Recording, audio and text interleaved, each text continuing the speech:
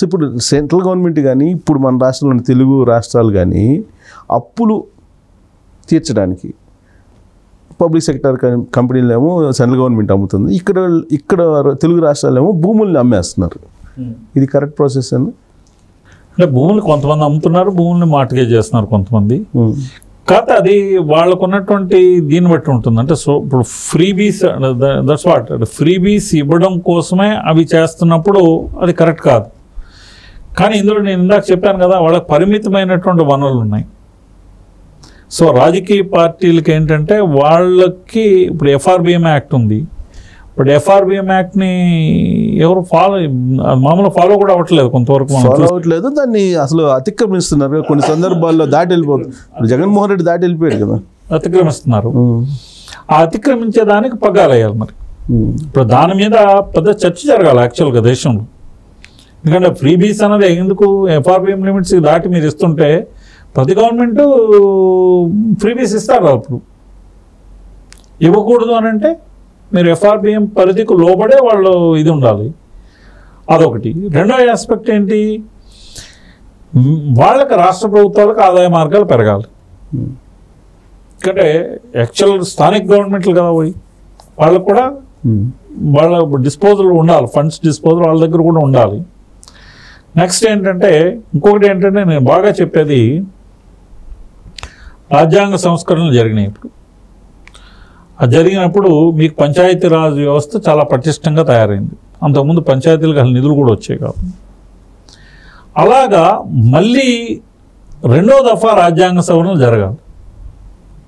ఇది పంచాయతీరాజ్ వ్యవస్థను బలోపేతం చేయటానికి మళ్ళీ ఇంకొకసారి రాజ్యాంగ సవరణ ఉంటారు. వాటిని స్వయం పరిపుష్టం చేయాలి. ఇప్పుడు సపోజ్ ఉంది మీకు మామూలుగాను వేస్ట్ ఉంటుంది, స్వచ్ఛ భారత్ అంటారు చాలామంది. స్వచ్ఛ భారత్ అంటే అది కాన్సెప్ట్ చాలామంది దాన్ని చేసింది ఏంటంటే రోడ్డుకి ఈ సైడ్ ఉన్నటువంటి చెత్తను తీసుకుని వచ్చి అటు పక్కన వేస్తారు. అది స్వచ్ఛ భారత్ ఎట్లా అవుతుంది? స్వచ్ఛ భారత్ అంటే అది డిజపియర్ కావాలి, అంతే కదా. చెత్త కన్జ్యూమ్ అయిపోవాలి. సో దాన్ని ఏం చేయాలి? వేస్ట్ టు ఎనర్జీ ఉంది. సో వేస్ట్ టు ఎనర్జీని చేయాలి అని అంటే కనుక మీరు ఏం చేయాలి? మీరు ఒక మోడల్ క్రియేట్ చేసుకోవాలి. ఒక 20,000 జనాభా, 30,000 జనాభా ఒక పోర్టబుల్ మోడల్స్ ఉన్నాయి. స్వీడన్లో గట్ట ఉన్నాయి ఆల్రెడీ. మనం ఏమి కొత్తగా ఇది చేయాల్సిన అవసరం లేదు. ఆ మోడల్స్ని మనం తీసుకోవాలి, దాన్ని ఇండియనైజ్ చేయాలి. సో ఇక్కడ ఏ గ్రామాల్లో పెట్టచ్చు. సో ఆ గ్రామాలన్నింటికి మీరు ఇవ్వండి, దాని స్ట్రీట్ లైట్స్ కానీ లేకపోతే అక్కడ లోకల్గా ఎలక్ట్రిసిటీ సప్లైకి కానీ మీరు వాళ్ళకే ఇవ్వండి. మీరు ఎలక్ట్రిసిటీ ఉత్పత్తి చేసుకోండి. మీరు ఉత్పత్తి చేసుకుని మీ గ్రామానికి సరిపడగా మీరు ఎలక్ట్రిసిటీ ఏదైతే సప్లై ఉందో సప్లై చేసుకోమనండి. ఇక్కడ లోకల్ ఎంప్లాయ్మెంట్ క్రియేట్ అవుతుంది కొంతమందికి. నెక్స్ట్ మీకు ఎనర్జీ కాస్ట్ తగ్గుద్ది, ఎక్స్పెండిచర్ కూడా మీకు పర్యావరణం అనుకూలం. ఎందుకంటే మీ చెత్తను కన్జ్యూమ్ చేసేస్తున్నారు, మీరు బాయిలర్స్ ఉంటే అందులో వేసేస్తున్నారు, మీరు బర్న్ అయిపోతుంది, మీకు ఎనర్జీ వస్తుంది. అయిపోయింది కదా. దాన్ని ఓకే, దానివల్ల ఉండేటటువంటి కొంచెం దూరంగా పెట్టి మీరు దాన్ని దాని చుట్టూ గ్రీనరీ డెవలప్ చేయండి. విజిబిలిటీ కూడా బాగానే ఉంటుంది. సో ఇందాక మీరు గ్రామీణ ఆర్థిక వ్యవస్థ బలోపేతం చేయాలి అని అంటే పట్టణాభివృద్ధి శాఖ అనేది మొత్తం తీసేయాలి. అభివృద్ధి శాఖ ఉండకూడదు, పట్టణ నియంత్రీకరణ శాఖ మాత్రమే ఉండాలి. ఉన్న అర్బన్స్ నియంత్రించేటటువంటి శాఖ. గ్రామాలు దానికి ఆల్టర్నేటివ్గా గ్రామాల సుందరీకరణ జరగాలి. ఓకే, అంటే గ్రామాలకి ఎకనామిక్ యాక్టివిటీ అట్లా గ్రామాల్లో ఉండే మీరు పని చేసుకోండి. అంటే ఇది ఒకటి ఏంటంటే నేను చాలామంది ఇప్పుడు ఒక హైటెక్ సిటీ నుంచి ఒక ప్రోడక్ట్, ఐటీ ప్రోడక్ట్ వెస్టర్న్ కంట్రీస్కో అమెరికాకో వెళ్తుంది, అంటే మోస్ట్ అడ్వాన్స్డ్ కంట్రీస్కి వెళ్తుంది. అలాగే చాలా ఉత్పత్తులు మీరు గ్రామాల్లో తయారు చేసి అర్బన్స్కి రావచ్చు. అంటే ఫర్ ఎగ్జాంపుల్ మీకు ఉంటుంది పాలు, అవి ఎక్కడో తయారవుతాయి, మార్నింగ్ 6 o'clock మీ డోర్ దగ్గరకు వస్తుంది. అంటే సప్లై చైన్ వ్యవస్థ డెవలప్ అయినట్టే కదా. అలాంటి టైంలో ఇంత మైగ్రేషన్ ఎందుకు జరగాలి పట్టణాలకి? అంటే మీరు అక్కడ విద్య, వైద్యం, అక్కడ సరైనటువంటి విద్యా వైద్యం కనుక గ్రామాల్లో ఏర్పాటు చేస్తే ఎందుకు వస్తారు? రారు కదా. సో మీరు చెప్పే కాన్సెప్ట్లో ఫార్మల్ ఇన్కమ్ కోసం అయితే అర్బనీకరణ అనేది ఉండాలి అంటున్నారు కదా. ఫార్మల్ ఎకానమీ ఇక్కడ డెవలప్ అయింది కాబట్టి అర్బన్ నేను మొత్తం తీసేయమని చెప్పాను, నియంత్రించమని చెప్పాను. ఓకే, అంటే కొత్త అవకాశాలని అందులో ఇందాక చెప్పాను కదా, రీజనల్ ఈక్విటీ. అంటే ఇప్పుడు ఒక ప్రాంతంలో ప్రతి ప్రాంతానికి ఒక పొటెన్షియల్ ఉంటుంది. ఆ పొటెన్షియల్ని మీరు యూజ్ చేసుకోవాలి.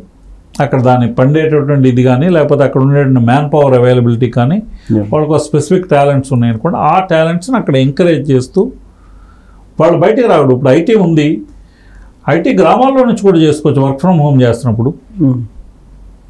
మీరేం ఇక్కడి నుంచే చేయాలని లేదుగా. మీకు ఇది సందర్భం ఎలా గుర్తు చేశారు కాబట్టి చెప్తున్నాను. చంద్రబాబు నాయుడు గారు ఎలక్షన్ క్యాంపెయిన్లో ఒకటి చేశారు, వర్క్ స్టేషన్స్ అనేది నేను క్రియేట్ చేస్తాను, విలేజెస్లో ఉండేనే మీరు ఐటీ జాబ్స్ చేసుకోవచ్చు అని. చేసుకోవాలి, అది క్రియేట్ చేసుకోవాలి, చేయాలి. దానికి ముందు ఆ ఐటీ ప్రొఫెషనల్ అక్కడ ఉండడానికి ఇష్టపడే వాతావరణం క్రియేట్ చేయాలి కదా. నేను అంటుంది ఏంటంటే విద్య వైద్యం అన్నది లేకోకుండా ఒక ఇవాళ ఎవరైతే ఒక స్టాండర్డ్కి వచ్చిన వాళ్ళు ఉన్నారో వాళ్ళు ఉండలేదు అక్కడ. ఆ ఉండే వాతావరణాన్ని మనం నిర్మాణం చేయాలి. నిర్మాణం చేయాలంటే గ్రామాల సుందరీకరణ జరగాలి. ఇప్పుడు ఆయన కాన్సెప్ట్ ఏంటంటే మేజర్ విలేజెస్ ఉంటాయి కదా, మైనర్ విలేజెస్, హ్యామ్లెట్ విలేజెస్ ఉంటాయి అనుకోండి. ఈ మేజర్ విలేజెస్లో నేను వర్క్ స్టేషన్ పెడతాను, వర్క్ స్టేషన్ పెట్టి స్పీడ్ ఇంటర్నెట్ ఇస్తాను అని చెప్పి చెప్తున్నారు. స్పీడ్ ఇంటర్నెట్ ఇచ్చి అక్కడ చేస్తారు. దట్స్ వాట్ నేను అంటుంది. అయితే ఆ ఎంప్లాయ్మెంట్ ఆపర్చునిటీస్ అక్కడ క్రియేట్ అవుతాయి.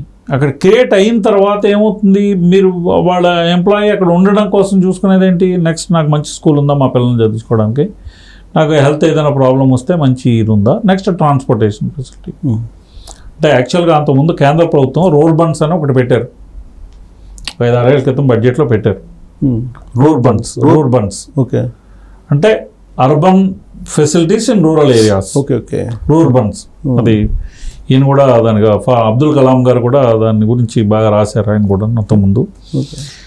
యాక్చువల్గా దాన్ని అంటే ఇప్పుడు ఒక క్లస్టర్ ఆఫ్ విలేజెస్, ఒక 100 గ్రామాలు 200 గ్రామాలు ఉన్నాయనుకోండి, దాంట్లో మీరు అర్బన్ ఇన్ఫ్రాస్ట్రక్చర్ క్రియేట్ చేసేటట్టు, అంటే ఏదైతే ఫెసిలిటీస్ కోసం అర్బన్స్కి వెళ్తున్నారో ఆ ఫెసిలిటీస్ మరి అక్కడ క్రియేట్ చేయాలి. అంటే ఒక నిమ్స్ టైప్ ఆఫ్ హాస్పిటల్ కానీ, లేకపోతే మంచి స్కూల్స్ కానీ, మీరు ఇవన్నీ అక్కడ ఒక